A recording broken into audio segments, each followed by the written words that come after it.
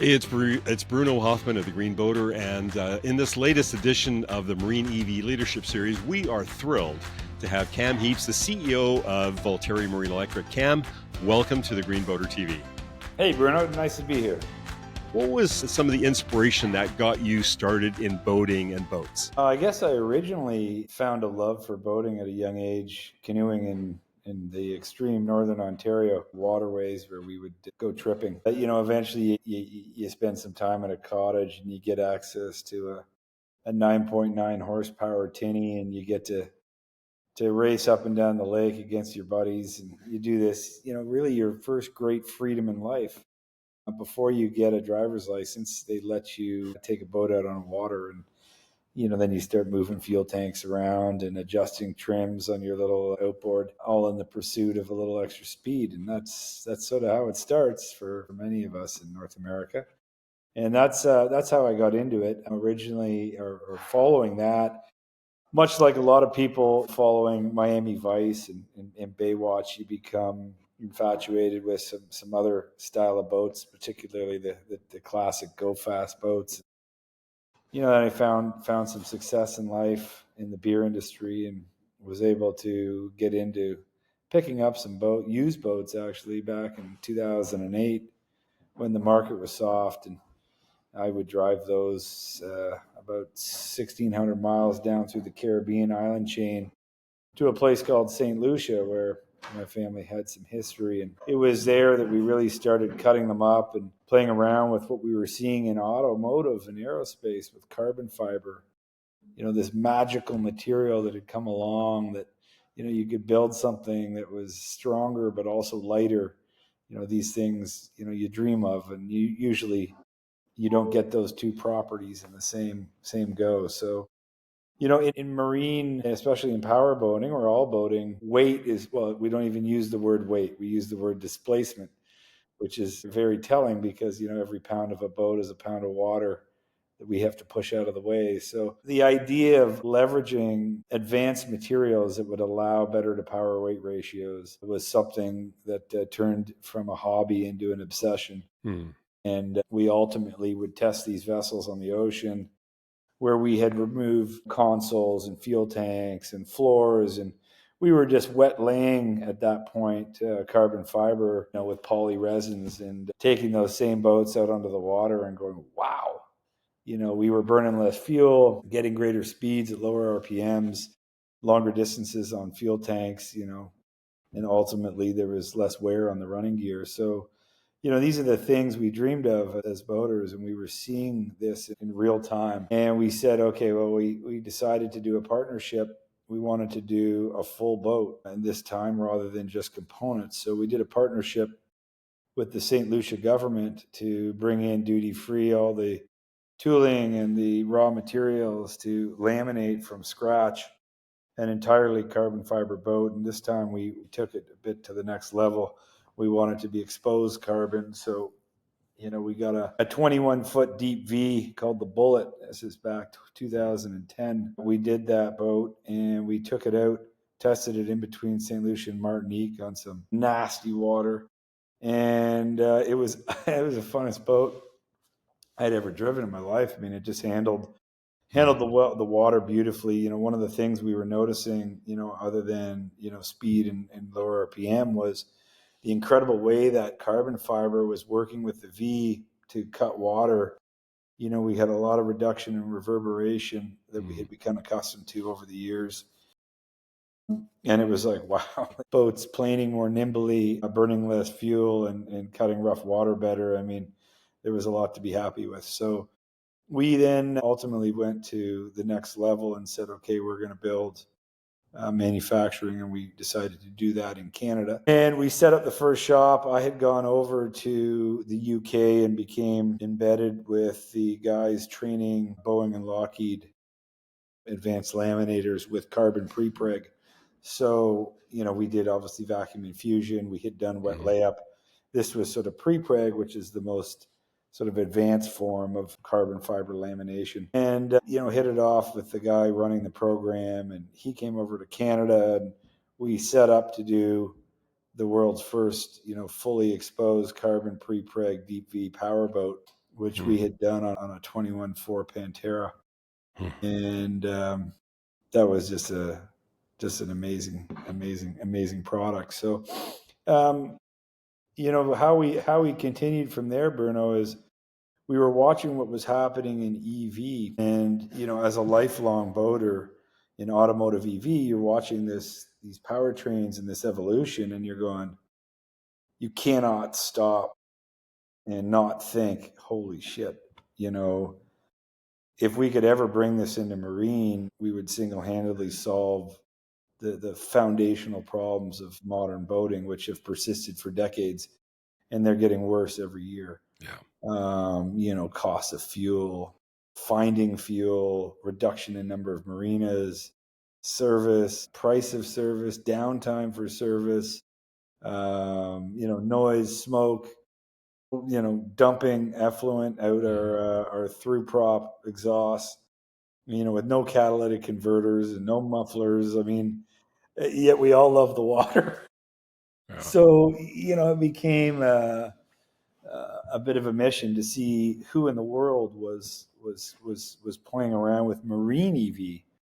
And that led us at the time to a couple of engineers in Quebec, Canada, in Montreal. Two guys, Bruno Hoffman and Jean-François Levine, who had set out in 2009. So they, parallel to what we were doing, they were very early on, probably some of the earliest in the world, if not the earliest, where they had set out they'd bet each other whether they could electrify their ski boat, because tired of breathing the noxious fumes off marine. They thought they'd go out and find some off-the-shelf hardware, and with their expertise would put it all together, and voila. And they spent quite a bit of time, either breaking or realizing that the automotive EV hardware was just not sufficient for moving a boat through water. And I think, any of us who spent time on the water know that it's a very inefficient medium to push. There's an incredible amount of resistance compared to air, and that's why boats have always had high horsepower motors and run at high RPMs and burn lots of fuel and need lots of service. So, you still need that power solution, and it wasn't going to come from automotive EV hardware, because they don't need that power. The car guys just don't need it, so they don't need to incorporate it. So they basically hit the drawing board, and our guys, created what is now the world's most powerful, marine EV lithium-ion power packs and batteries designed to deliver continuous high kilowatt powertrains that can manage that type of power, cooling systems that can, manage the incredible amount of heat that's created when you're pushing continuous high kilowatt. And that's when, I said, wow, right here in our backyard, isn't that amazing? So we went down to test drive one of their retrofitted ski nautiques, actually. Actually, that day it was a Malibu, the one I tested. And they took us out on the water, and when they hit the throttle, you have this out-of-body experience, because your body is so used to, an action and a series of other reactions. So all of a sudden you're accelerating faster than you're used to, even though you've run performance boats, and no vibration, no smoke, no shaking. You can talk like this. And I was like, wow. And the motors never need service. The batteries never need service. I mean, this, passion for combustion died that day on the water when we test drove that boat. And then, you spend a fair bit of time talking to the guys about the technology and understanding on the hull construction side. There's still a payload challenge in order to truly deliver what, Bruno, you and I and most people would call usable marine EV. You still have to put that power on, and that power is heavy, right? Lithium ion is not light, and boats don't have infinite payloads. So the fiberglass hulls are just not super well suited to have a ton of available payload. And that's where the eureka moment, that these two technologies were destined to marry together and, provide each other, something that the world hadn't seen. so much. So that's how we got into it. And Cam, you've touched on so many things. I want to go backwards a little bit because there's a big leap from your passion for boating and your success in business. You're in the brewery business for years, but going from there to say, I want to start a company that does this. And you first started with carbon. I mean, not just boating, but carbon. And then you discover electric. But what was it that triggered that? Like, what drove you? well, that's the entrepreneurial obsession. Um, when you see something that can be done better, and as a lifelong boater, especially because it's not just um, better boating, but it's also better custodianship of the waterways we operate in. And you go back to the original roots of paddling around northern Ontario, and you just become obsessed. The same way that Bruno and JF became obsessed. The same way, Tim Marcoux became obsessed with reviving Pantera. There's certainly days you think about catamaraning around the Caribbean without a care in the world. But this is something, bigger than us. Also, I spent my life competing against two of the largest companies in the world. And, here you are with, Marine Industry 2.0. Very, very interesting moment in time because like we've seen in automotive, it's very challenging for the incumbents to invest significant capital because they're largely, going to cannibalize their own market share. Sure. Very tough Sure. for a company to do that. So it needs some innovative emerging companies to push the boundaries. And that's where Voltari and the other marine EV companies are segueing in the new. Yeah. Did you ever look at foiling? That seems to be a debate amongst the marine EV companies, foiling versus planing. Yeah, I mean, I've got a hydrofoiling surfboard in St. Lucia, so Yeah. I've definitely a fascination with that thrill of riding on the foil. My personal view in the type of boating that I do, there's some challenges for me. I mean, I love the acceleration of electric, and to get the foiling guys, are able to use automotive EV because they can move the resistance out of the water. So that's really cool because they can access some of that tech. To get to the speed of flight, because you've got the automotive power pack, you can't get that. You can't have everything. So you can't get that sort of wild acceleration that we can leverage with electric powertrains. Um, I also spend a fair bit of time in shallower water, pickup spots and whatnot. I love rough water, and big 4 foot waves, pose a little challenge sometimes on that. But I think it's an essential part of the whole EV movement. It's going to have its use cases and Hmm. places. I've seen some stuff with some inland ferry stuff that I think is an incredible application for what it does. Yeah. Applications where acceleration is not that critical, and rough water, extreme rough water is not critical. What are some of the things that you're seeing in the marketplace that are challenges for marine EV? Is it price? Is it consumer confidence? Is it inventory? People just don't see enough of it. So, what are some of the challenges that you and other marine EV suppliers are facing in this emerging category? Well, I think there's, definitely from a consumer perspective, there's that whole moment of transition. And, we're at the sort of early adoption stage as an industry. So, there's, making sure those customers know that the product is supported, and, technologically wise, there's not, 10 different vendors that are all going to point at each other when something's not working.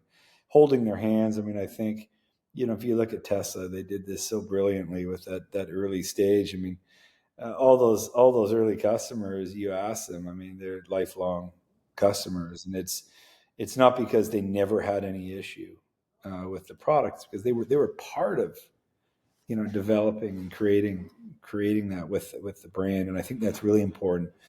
I really really hope to see as many manufacturers as possible putting that energy into uptime, because marine EV it's not just about the environmental side, it's about Hmm. uptime.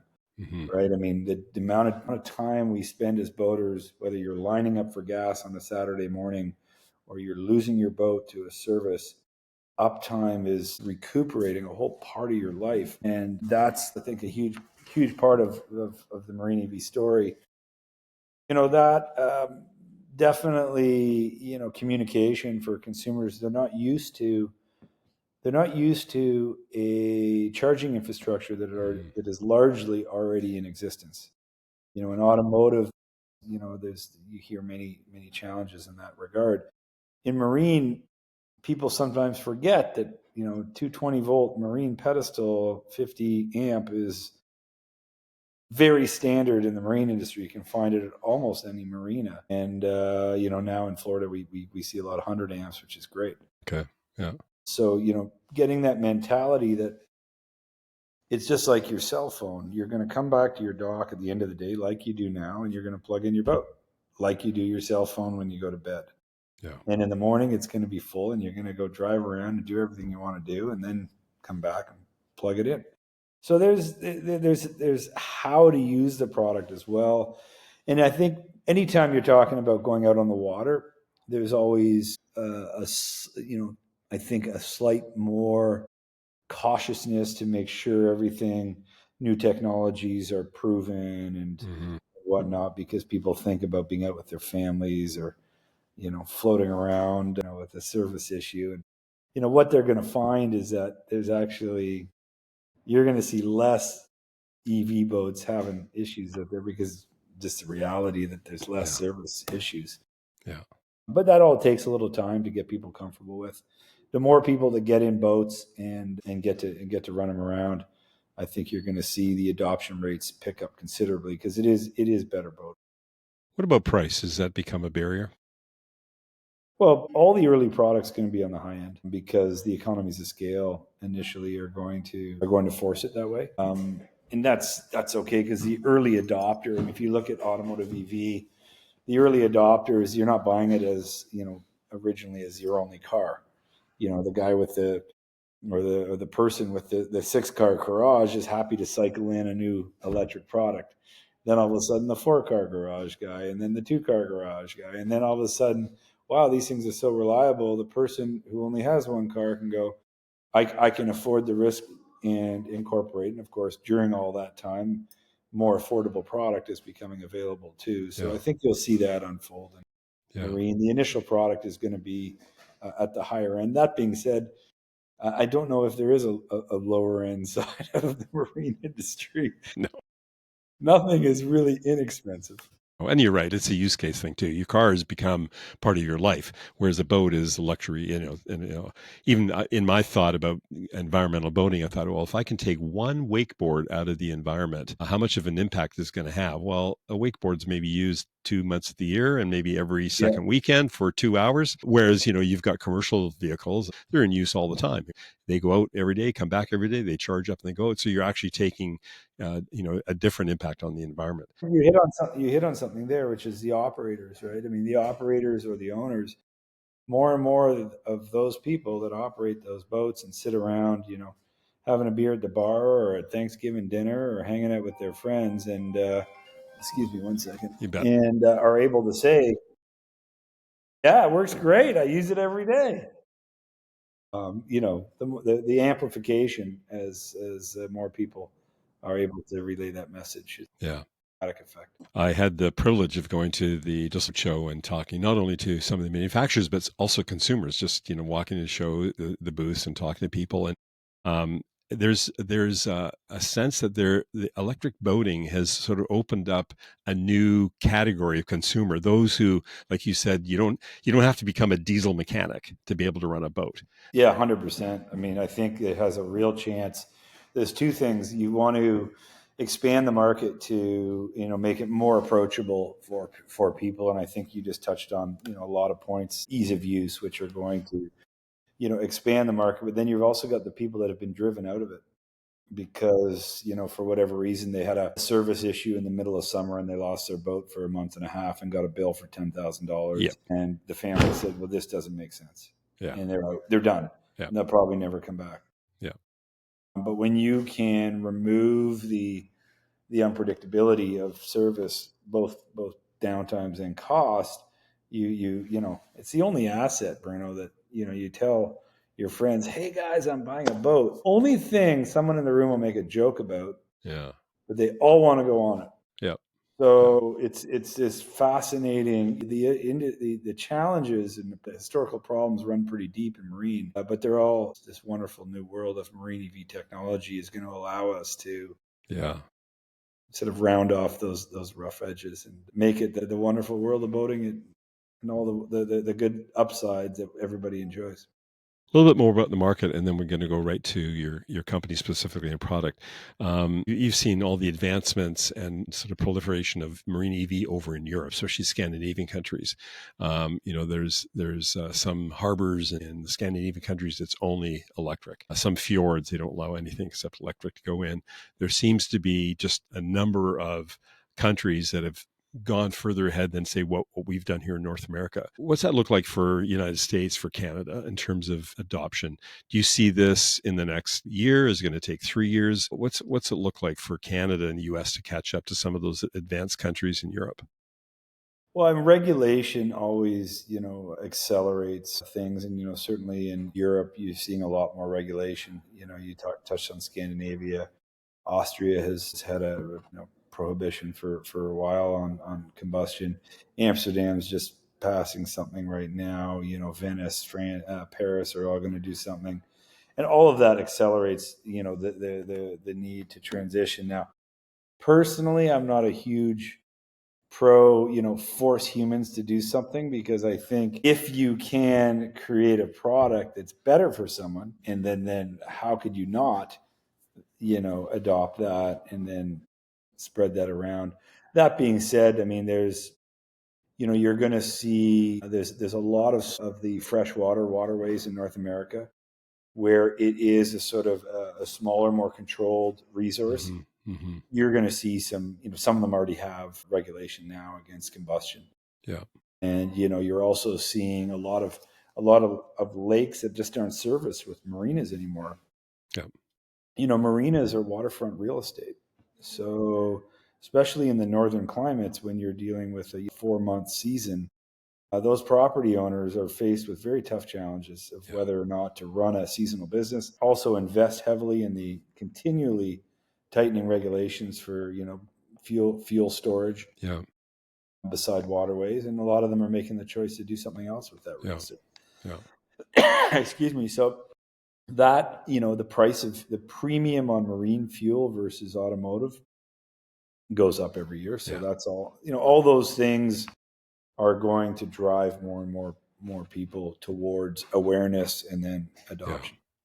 So, where are you today with the production of your boats? Can you talk a little bit about the profile of your company and the target that you're going after, and a little bit about the product line?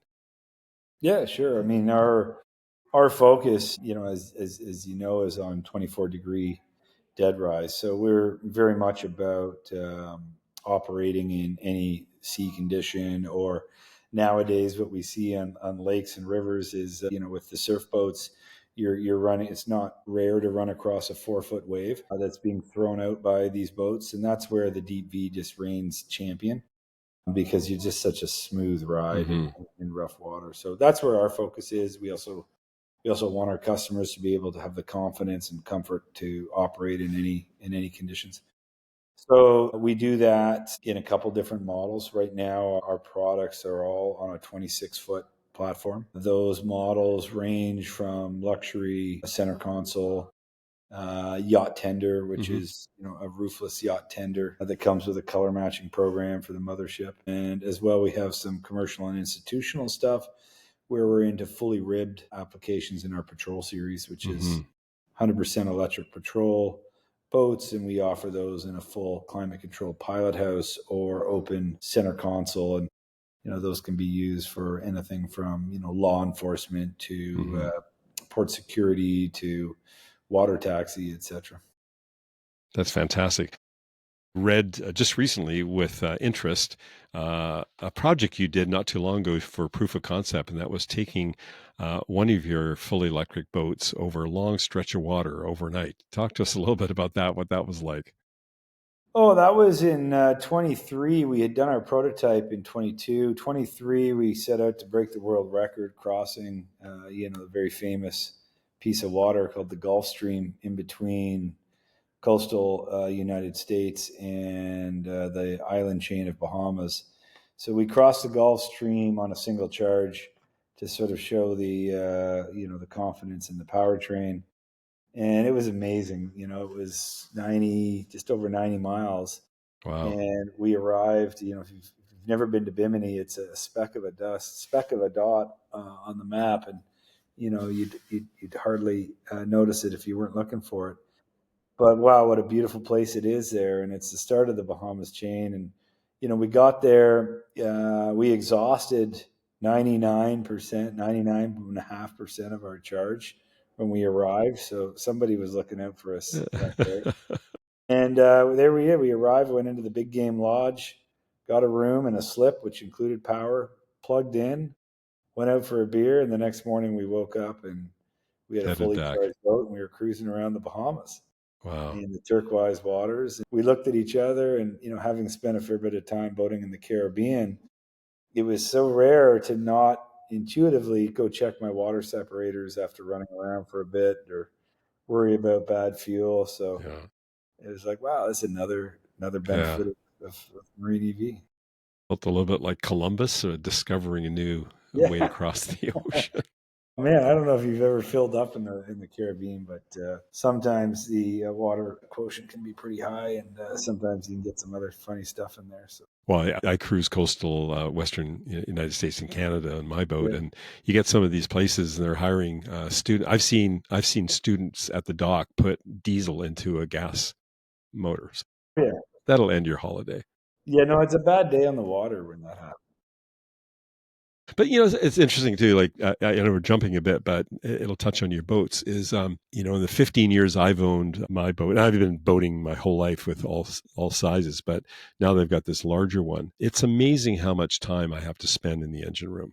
At the dock, yeah, you can get some help and stuff. When you're out there and you've got guests and they've sacrificed their time to be out on vacation, and you want to make sure it's a good experience. So you're always in the engine room checking on systems, and it's usually around propulsion, because if that engine goes, then you're done. You're literally dead in the water, and the holiday's over, and there's no help. You can't call. So I think once people get over that, they'll get over the other things about the cost of fuel, the cost of maintenance, the downtime, spending time in the engine room, the worry that a skipper has to make sure the boat's running. You can just go and think. I think You those can kinds of just things. go. That's the beautiful thing. I mean, my life in boating with twin outboards is go down to the boat and you take the ignition one key and you're like, please be a good day on the water. Yes, Fire up the first motor. And exactly. then I'm like, okay, it's running. And then I listen, does everything sound normal? Yeah. Great. And then I go to the second motor and I'm like, please be a good day on the water. Oh, it's good. And then I'm driving around going, please be a good day in the water. Electric, it's just running. You jump in and you go. I mean, it's been amazing for me. I don't have an EV car yet, Bruno, truth be told, largely because I have a big diesel pickup to move boats around. And they're starting to get some interesting EV product in that category. But for EV, for boating, I mean, it's just been such an amazing process here. I mean, we do have a combustion boat in the old fleet that we bring out for photo shoots to shoot from. We just never take that boat out anymore I because understand it can't keep up. It has to have yeah, a and head start. it's the same. Yeah. You can hear the water coming off the boat. Marine life interacts very differently with the electric boats. We had a seal come up in Cole Harbor there, just pretty much jump up on the platform. It was just the most amazing thing to see because, of course, they know. I mean, the marine life is listening to all these boats go by with no mufflers. I mean, imagine if the cars did that. I mean, the birds would all leave town. Yeah. So it's great. And the engine bay thing is, and I enjoy tinkering around a motor, but I don't miss losing the time. Let's talk about the business.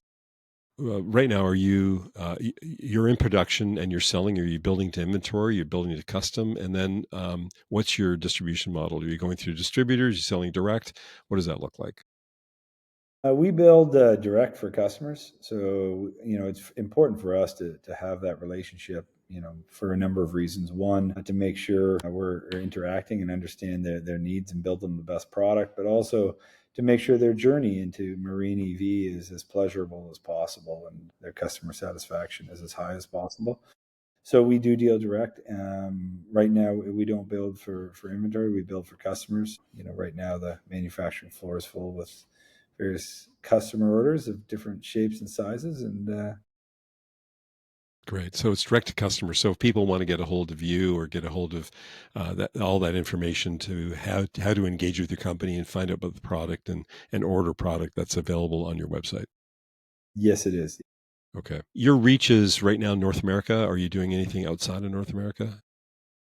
We have done one thing overseas. We are CE certified. So I got a call the other day from someone talking about tariffs and various tariffs around North America. I'm very interested in talking about the fact that there might be a more attractive tariff on a product from our Sure. factory up north. So Sure.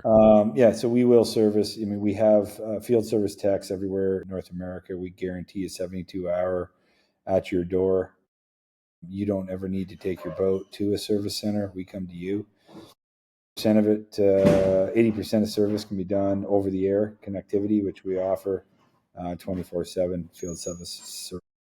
Yes. Well, you've got a compelling case in that you've got, first of all, your whole investment in carbon fiber. I'm sure there was a learning curve there because that isn't something, in fact, you probably have to just test and make all the mistakes yourself because not a lot of people are doing that. But also, you've got your own powertrain in-house. And have you got other partnerships that are significant in your business that you can tell us about? We definitely use on our outdrive, we use a military spec outdrive. One of the challenges with marine EV and outdrives is the incredible amount of torque that we have available, 1,000 foot-pounds of torque at 1 RPM.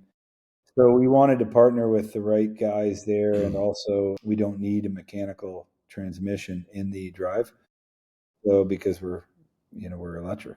So finding the right drive supplier, also one that was self-cooled, had the Mm-hmm. longest service intervals. So we deal with a great supplier in that regard. Okay. And software electronics, is that in-house or are you partnering? Our software team is all in-house. Yeah. Okay. Yeah. Yeah. Our I guess unique selling proposition besides all the wonders of the electric powertrain and electric boating is that we are vertically integrated and we take over warranty of the entire vessel. Yeah. So we have an extended warranty program that can go up to 10 years at a fixed price, and we'll cover everything. Screen, you got a bilge pump that doesn't work, you call us, we'll be there, we'll swap it out. So Yeah.